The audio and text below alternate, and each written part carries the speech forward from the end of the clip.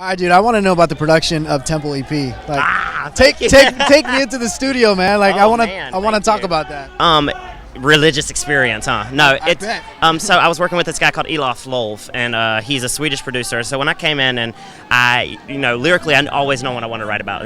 My stuff is rooted in Southern gospel, Southern soul, and a Swedish person's approach to gospel is a bit different than American, and it just became this quirky, just powerful, celebratory record. Right. Yeah. Now, coming into the studio, you're a brand new artist. Nobody knows who you are. Nobody really believes in you yet.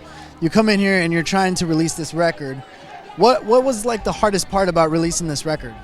You know what? I'm very honest on this record, and I think that touching down into that part of my writing and honing in and like being just super raw was pretty difficult because, with my sexuality and everything, these are things I struggled with my entire youth, and so now to put that, out in the form of music, that was tough, but it's the most amazing, rewarding experience now that that record speaks for not only me, but any and everyone that has kind of like went through trials and tribulations of that sort. Definitely. And then it's behind RCA Records. So what was that experience like for you? It's so funny because I tried to intern at RCA like 8 years ago. I sent a message to this guy who is now my current manager. Jeez. He was working at RCA. I messaged him, can I be an intern? He didn't reply to my message.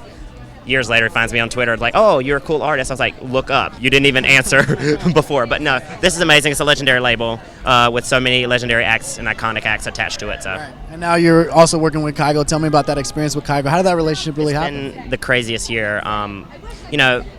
We found it's just each other. The beginning, right? Yeah, it is. We just found each other very serendipitously, and it's been a ride. It's been an incredible ride. I'm so thankful for everything that's happened since the past year. It's changed my life. Amazing. So the EP's out. You've already done Coachella. You're performing tonight with Kygo. What else is next for you with this year?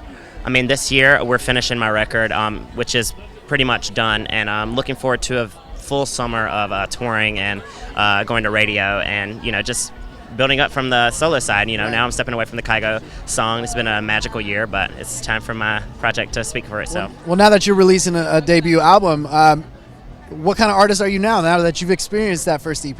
Yeah, well, the EP just came out a few months ago, so the record's just going to be like expanding upon what the EP is. Very much. I write about celebrating your differences and truly like just loving yourself and being honest. And if you feel a certain way, I write that way. I just feel and I say, and that's how I get through my problems. Is therapy. So I hope that people kind of listen to my music as a bit of a form of therapy, and just relate to these issues that everybody goes through that some people just don't have the ability to speak up for. Right. Awesome. Well, lastly, Wango Tango is what to you? Everything. This is crazy as hell. I can't believe I'm here. Yeah, and Gwen Stefani is right behind you. Oh, no way. And so is Stephanie Tanner. Oh, my God. What is going on here? All right. Wango Tango is great.